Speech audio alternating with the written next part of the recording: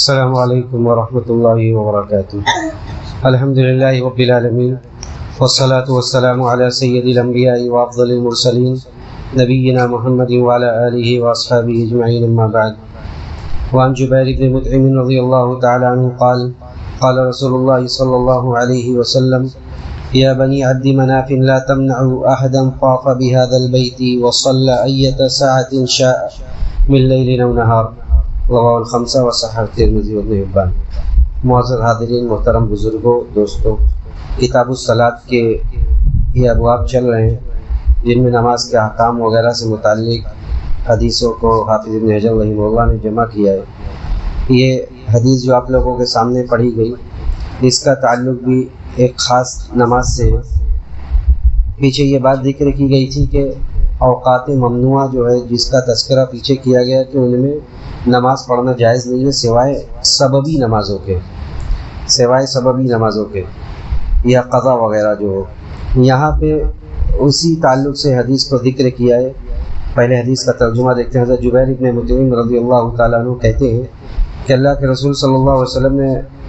فرمایا کہ اے یا بنی عبد مناف لا تمنعوا احدا طاف بهذا البیت، اے عبد مناف کی اولاد، کسی کو بھی جو اس گھر کا طواف کرے اس کو منع مت کرو، اور نہ تو نماز پڑھنے سے شب و روز میں کسی بھی وقت۔ یعنی اللہ کے رسول صلی اللہ علیہ وسلم نے عبد مناف کو مخاطب کر کے کہا کہ عبد مناف کی اولاد سے کہا کہ کسی بھی بندی کو جو طواف کرنا چاہے کسی بھی وقت اس کو منع مت کرو، اور اسی طرح دن و رات میں کسی بھی وقت نماز پڑھنے سے۔ پہلی بات تو یہ کہ بنی عبد مناف کو خاص طور سے مخاطب کیا گیا۔ یہ بنی عبد مناف اللہ کے رسول کے جدی امجد تھے، اور چونکہ کعبہ کی اور حرم کی تولیت اس وقت انہی کے پاس تھی، اور یہ لوگ بڑے معزز اور وسع تھے، اشراف تھے، تو اللہ کے رسول نے ان کو مخاطب کر کے کہا کہ کوئی بھی آدمی جب بھی طواف کرنا چاہے یا نماز پڑھنا چاہے تو اسے منع مت کرو۔ اس سے یہ پتہ چلا کہ ایک تو طواف کیا جا سکتا ہے کسی بھی وقت، دوسرا یہ کہ نماز پڑھنے سے منع مت کرو۔ اب سوال یہ ہے کہ نماز پڑھنا یہ کون سی نماز مراد ہے؟ یعنی عام نفل نمازیں جو بیت اللہ میں ادا کی جائے وہ ساری نمازیں، یا یہ کہ طواف کے بعد کی جو 2 رکعت سنت ہے وہ؟ دیکھیے اکثر علماء اسی طرف گئے ہیں کہ اس کا تعلق طواف سے ہے۔ طواف کے بعد کی 2 رکعت بندہ کسی بھی وقت ادا کر سکتا ہے، جب بھی وہ طواف کرے، بھلے ہی اوقات ممنوعہ ہوں جب نماز پڑھنا منع ہے، لیکن اگر طواف کی 2 رکعت ہے تو وہ ادا کر سکتا ہے۔ دوسری طرف وہ بھی ایسے بھی بعض علماء ہیں جو یہ کہتے ہیں کہ اس سے مراد بیت اللہ میں حرم میں عام نمازیں ہیں، یعنی حرم میں اوقات ممنوعہ کا اعتبار نہیں ہے، کسی بھی وقت بندی چاہے کہ وہ نفل نمازیں ادا کرے تو کوئی دقت نہیں ہے۔ لیکن پہلا قول دلائل کے روشنی میں زیادہ واضح ہے، اس سے مراد طواف کی 2 رکعت ہے کہ طواف کی 2 رکعت جب بھی چاہے، جب بھی طواف کرے تو طواف کی 2 رکعت ادا کر سکتا ہے۔ لیکن اگر کوئی آدمی انتظار کرے اور ایسے اوقات میں نماز نہ پڑھے تو یہ نہیں کہ اس کو نشانہ بنایا جائے اور اس سے زور زبردستی کیا جائے یا بحث و مباحثہ کیا جائے، بلکہ یہ اولیٰ ہے، یہ بہتر ہے۔ بعض صحابہ سے یہ ثابت ہے کہ بعض صحابہ جیسے حضرت عبداللہ ابن عمر، جن کے اثر کو امام ابن ابی شیبہ نے اپنی مصنف میں ذکر کیا ہے کہ حضرت عبداللہ ابن عمر نہیں پڑھتے تھے، حضرت عبداللہ ابن عمر انتظار کرتے تھے اور اس کے بعد ہی پڑھتے تھے۔ تو یہ جائز ہے کہ آپ پڑھ سکتے ہیں، لیکن اگر کوئی نہ پڑھے اور انتظار کر کے جب وقت اوقات ممنوعہ گزر جائے اس کے بعد پڑھے تو کوئی دقت نہیں، بلکہ یہ اولیٰ اور افضل ہے۔ اس کے بعد دوسری حدیث اللہ کے رسول صلی اللہ علیہ وسلم سے روایت کرنے والے حضرت عبداللہ ابن عمر ہیں۔ وعن ابن عمر عن النبی صلی اللہ علیہ وسلم قال الشفق الحمرۃ۔ پیچھے یہ گزرا ہے یہ حدیث میں کہ مغرب کا وقت اس وقت تک ہے ما لم یغیب الشفق، جب تک کہ شفق غائب نہ ہو جائے۔ تو یہاں حضرت عبداللہ ابن عمر سے مروی روایت کو لے کر آ رہے ہیں، کہہ رہے ہیں کہ یہ شفق، حالانکہ روایت تو اللہ کے رسول صلی اللہ علیہ وسلم سے مرفوعاً ہے، لیکن زیادہ صحیح بات یہ کہ یہ موقوفاً ہے، یعنی حضرت عبداللہ ابن عمر کی یہ بات ہے کہ حضرت عبداللہ ابن عمر نے کہا کہ شفق سے مراد سرخی ہے، یعنی سورج ڈوبنے کے بعد جب تک سرخی رہتی ہے آسمان میں تب تک یہ مغرب کا وقت رہتا ہے۔ اب یہاں شفق کی تشریح اور وضاحت کر دی گئی کہ اس سے مراد سرخی ہے، کیونکہ لفظ کی تعین میں اہل لغت کو دیکھا جاتا ہے کہ جو بڑے بڑے لغوی ہیں، لیکن علماء کہتے ہیں کہ عبداللہ ابن عمر کی بڑی دسترس تھی لغت پر، عربی زبان پر، اور صحابی بھی ہیں، تو حضرت عبداللہ ابن عمر کی بات بھلے ہی روایت موقوف ہے لیکن یہ حجت ہے کہ اس سے مراد شفق سے مراد سرخی ہے۔ احناف سارے علماء اسی بات کے قائل ہیں کہ شفق سے مراد سرخی ہے، سوائے احناف کے۔ امام حنیفہ کی طرف یہ قول منسوب کیا جاتا ہے کہ وہ یہ کہتے ہیں کہ شفق سے مراد سرخی نہیں بلکہ سرخی کے بعد جو سفیدی آسمان میں ہوتی ہے وہ مراد ہے، لیکن ان کا یہ قول سارے ائمہ کے قول کے مخالف ہے، بلکہ احناف میں بھی جو ان کے بڑے عزیز شاگرد ہیں، دو مشہور شاگرد ہیں، وہ بھی ان کی اس میں مخالفت کرتے ہیں اور وہ جمہور کے ساتھ وہ کہتے ہیں کہ اس سے مراد سرخی ہے۔ اس کے بعد تیسری حدیث حضرت عبداللہ ابن عباس رضی اللہ تعالیٰ عنہ حدیث کے راوی ہیں۔ حضرت عبداللہ ابن عباس کہتے ہیں کہ وعن ابن عباس قال قال رسول اللہ صلی اللہ علیہ وسلم الفجر فجران فجر یحرم الطعام وتحل فیہ الصلاۃ وفجر تحرم فیہ الصلاۃ اے صلاۃ الصبح ویحل فیہ الطعام، رواه ابن خزیمہ۔ حضرت عبداللہ ابن عباس رضی اللہ تعالیٰ عنہ کہتے ہیں کہ اللہ کے رسول صلی اللہ علیہ وسلم نے فرمایا کہ فجر کی دو قسمیں،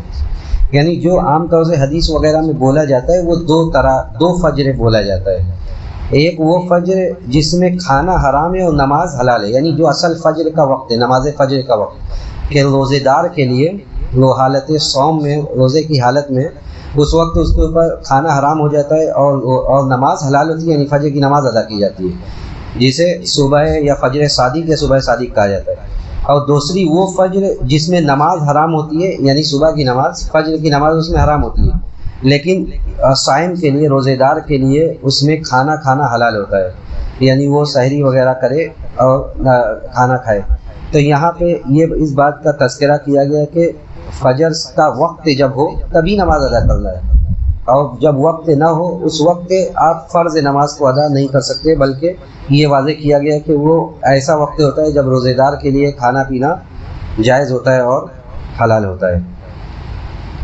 اس کے بعد اللہ کے رسول صلی اللہ علیہ وسلم سے روایت کرنے والے حضرت عبداللہ ابن مسعود رضی اللہ تعالیٰ عنہ ہیں۔ وعن ابن مسعود رضی اللہ تعالیٰ عنہ قال قال رسول اللہ صلی اللہ علیہ وسلم افضل الاعمال الصلاۃ فی اول وقتها۔ حضرت عبداللہ ابن مسعود کہتے ہیں کہ اللہ کے رسول صلی اللہ علیہ وسلم نے فرمایا کہ سب سے